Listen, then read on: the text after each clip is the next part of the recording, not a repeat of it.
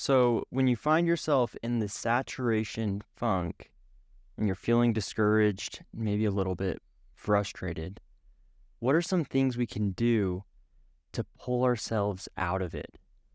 Well, here I want to give you 5 actionable steps that you can take that at least this is what I do to help pull myself out of it, to get out of that downward negativity spiral and get back to taking positive action and taking control of the outcomes in my life. I mentioned in a previous video that you can actually just avoid saturation altogether by being committed. And then when I say committed, I'm not saying that solar has to be your forever career. I'm not saying you have to plan on doing it for years and don't take that out of context. When I say committed, what I mean is that you're committed to doing solar and taking care of your customers to the best of your ability. Because when you're totally bought in on providing the ultimate experience for your customers, you're not focusing on yourself, on making a quick buck, on cashing in on a solar rush. Yes, that's a byproduct of taking care of your customers and being the expert so you can make educated decisions and be that trusted advisor for the people that you work with. When you become that person and your focus is outwards instead of on yourself, that's when saturation starts to disappear because you're different.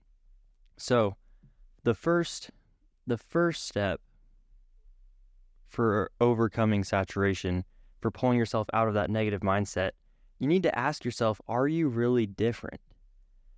Are you different in comparison to the rest of the people who are going around knocking doors, selling solar, advertising solar? Are you different? Are you different as a person? Is your character different? Is the company that you work for different? Is your installer different? Is what you have to offer, is your offer different?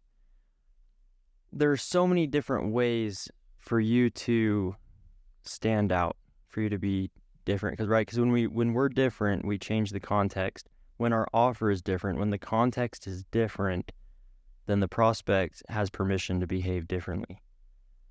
And so, first of all, if there is nothing setting you apart from everyone else going around, then yeah, it's going to be saturated and you're going to be discouraged because you're the same as every other person going around. So ask yourself some hard questions and really find out what sets you apart. Why should someone choose to work with you, go with your offer, go through your company or installer? Why would a customer choose that over everyone else? And when you get really clear on why you are different and your offer is different, saturation starts to disappear. Right? When you're different, you're competing in a different league than everyone else. And so then it's not even like you're competing with them because they're doing something totally different than what you're doing. My first year selling solar was like 3 or 4 years ago. I did a summer program, so we went out in May and we sold for 4 months. And I was so convinced that the power purchase agreement was something that nobody had ever heard about. I knocked on their door, I'm like, they've never heard about this.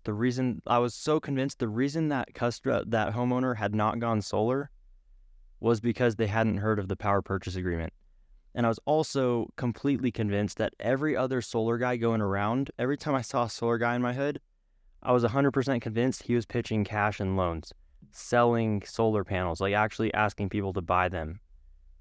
And I had this conviction that if people just knew they didn't have to buy the solar panels from those other guys and they could just buy the electricity that's produced, then they would go solar.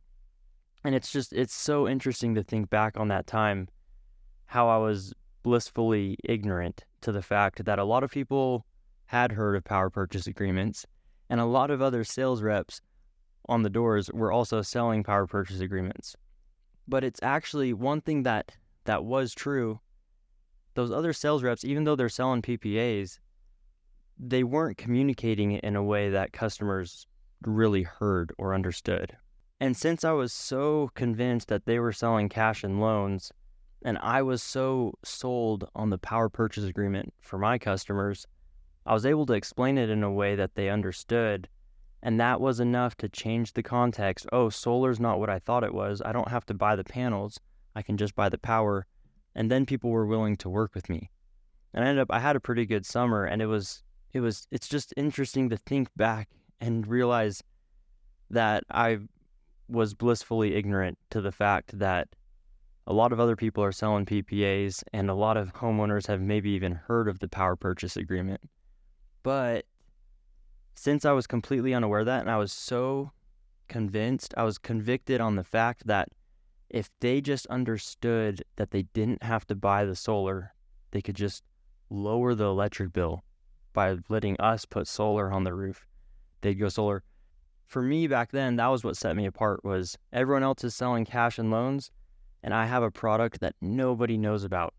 I'm different. And so when people said, "Is this solar?" and I said, "This is different," I believed it, and they believed it, and then they actually heard what I was trying to say.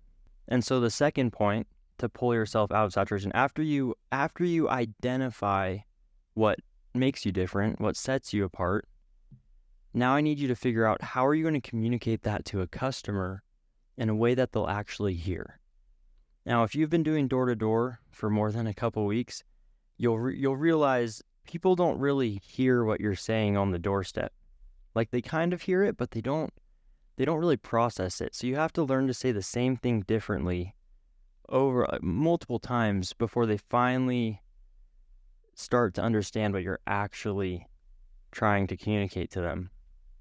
And so if you have a different character, your company's really good, you do a really cool charity with your company, or you offer, I'd say the power purchase agreement is the one of the easiest ways to change the context. However it is, right?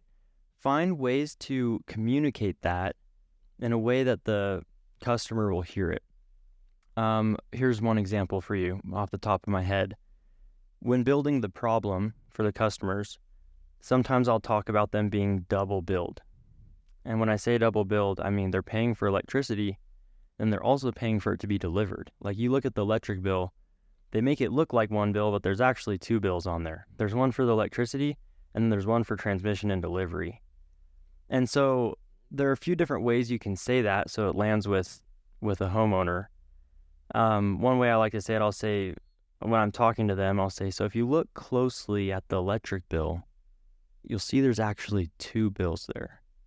There's one for the electricity, and then there's a second one for the transmission and the delivery of the electricity.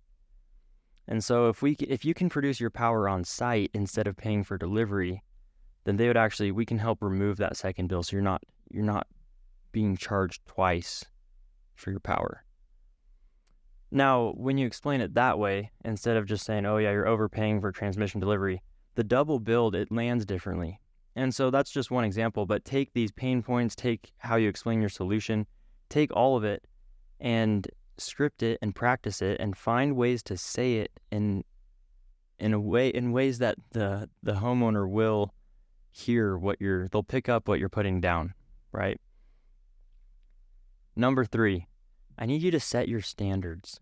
We don't always reach our goals, but we always live up to our standards. If there's a behavior in your life that's below your standard, that you have a standard that's I will not go to that level, whatever it might be, you always hit your standard. So, and that's in any aspect of life, right? Like health and fitness, or like taking care of yourself, your social relationships, your relationships with your family, maybe some spiritual standards you might have. Whatever it is, set some standards for your work performance. You can set standards in a way that are completely within your control. Hours worked, doors knocked, hours spent practicing your approach, hours spent scripting, hours spent with a coach, mentoring, studying, watching videos, shadowing other reps, whatever it is. Set standards that you know are going to help you improve. there's this rep in San Diego. His name's Ashton Buswell. This dude's like insane. Just like Google him and listen to the first 20 seconds of any podcast, and you'll hear how he's installed like, I don't even know, dude. Like, you don't even, he did like, or he signed like 22 in a day, and he's done like 40 or 50 or 60 in a week, and maybe 100 something in a month. Like, crazy numbers, dude. And this guy, his big thing, you'll hear on all of his podcasts, he always says consistent effort over time. So if you set your standard, hey, I'm going to knock 50 doors 6 days a week. If you do that consistently over a long period of time, along with maybe some standards around training and improving your skill set as well, right? Like, you almost can't fail. And you'll find this goes into step number 4 to pull yourself out of the negative spiral. Track your metrics and your KPIs. If you set those standards, right, and then you track your metrics and your KPI, your key performance indicators, you'll find that over time, if you have enough data, they always work out. They're consistent. And so by putting in that consistent effort over time, tracking your metrics and KPIs, you'll find that you often feel the negative, it's too saturated, downward spiral. You often feel that when you're not doing enough volume for your KPIs and your ratios to work out. What I mean by that is, when I'm tracking my doors knocked, I'll track, so my KPIs I'll track doors knocked, potential conversations, which means I interacted with someone for less than 3 minutes. A qualified conversation, I interacted with someone for more than 3 minutes. Appointment set, sit down, signed, installed. When I'm tracking my KPIs, I'll be tracking them, and then I'll be knocking, and then I'll be like, dude, like, this sucks. Like, everyone hates me. Nobody wants solar. It's too saturated. Everyone's already been knocked. Like, this is terrible. And then I'll look at my metrics, and I've knocked like 4 doors, and I've had like 2 people answer, and like one was a renter, and one like wasn't interested. Like, that is not enough data for you to make the evaluation that all of California is so saturated that you can't sell solar, nobody wants it, and like, it's game over. Like, no way, dude. Like, you need to set those standards. For me, it's 50 doors a day. And when I knock 50 doors a day, 6 days in a week, like, that's enough data where I'm like, oh yeah, like, it's actually not that bad. Like, there are people out there who need what I have to offer. And I just need to put in a certain baseline level of volume in order to find those people. Now, the 5th step I'm going to give you for overcoming this saturation downward spiral, sometimes you just need to ride out the solar coaster. And what I mean by that is, we know what the solar coaster is, right? You'll have, in solar, dude, you will have some highs where you're on top of the world and you're like, dude, I'm a dog. Like, I'm like saving people tens of thousands of dollars. I'm making tens of thousands of dollars. Like, this is sick. And then the solar coaster, there are times when it comes down and you're like, this sucks. Like, literally 2 days ago, I was on top of the world, and now I feel like I'm in the pits. And if you ride the solar coaster long enough, whether you're a brand new rep or an experienced rep, if you ride the solar coaster long enough, it always comes back up. And so I've been riding the solar coaster for 3 or 4 years, and I've been through the loop enough times where I'm like, every time I feel that pit in my stomach, that discouragement that comes from that feeling of it's so saturated, I can't hang, I'm out, like solar doesn't work anymore. Every time I feel that, I remember, I'm like, well, how many times have I felt this in the past? And I can't even count, but I'm like, I've been here before. Like, I know this feeling. I've felt it over and over and over and over again. And every time I've felt that feeling, if I continue with my consistent effort over time, it's not too long before I'm back, coming up on my way back to the top of the world. It might take a day or two, and it might take some uncomfortable positive action of holding myself to my standards. I don't really want to, but I'm going to go knock my 50 doors. Even if it's uncomfortable, even if nobody wants it, I know I can at least knock 50 doors. And if I knock my 50 doors, even if nothing good comes from it, I'll know I hit my standard. And if I can hit that standard enough times, the solar coaster is coming back up. There's no question. It will happen. It always does, dude. It's done it every time for the last 4 years. And so why would it stop now? So if you feel like start to get that feeling, if you're brand new, just hang on, because the only time the solar coaster doesn't come up is when you jump off. If you jump off, yeah, dude, your solar coaster is not coming up because you're not riding it anymore. But if you can hang on and you can hit your standards, track your KPIs, and remember why you're different, the solar coaster is coming back up. If you feel like it's saturated, it's because inside of you, you believe that you're doing the same thing everyone else is. And so right there, that's the fundamental limiting belief that's causing you to feel discouraged. You, deep down, dude, you're believing that you are doing the same thing as everyone else. Stop doing the same thing everyone else is. Stop the madness. Seriously, figure out why you're different. What you have to offer is different. And when you understand that what you have to offer is different, then saturation disappears, right? And so, yeah, maybe that means onboarding a new installer. Maybe it means a new financing option. Or it really could be as simple as truly understanding the prospect's situation and how you're able to help. Because most people aren't even aware of what they aren't noticing until a week ago's, by the way you see things can feel perfect and quiet. Now, with me, if you just help the prospect see clearly what their situation was, oftentimes that's enough of a context change for them to make a change and for them to act differently and consider going solar. But first, you need to see their situation clearly if you're going to be able to help them see their situation clearly. So go and learn about the utility companies, read about the history of the power grid. Sounds weird?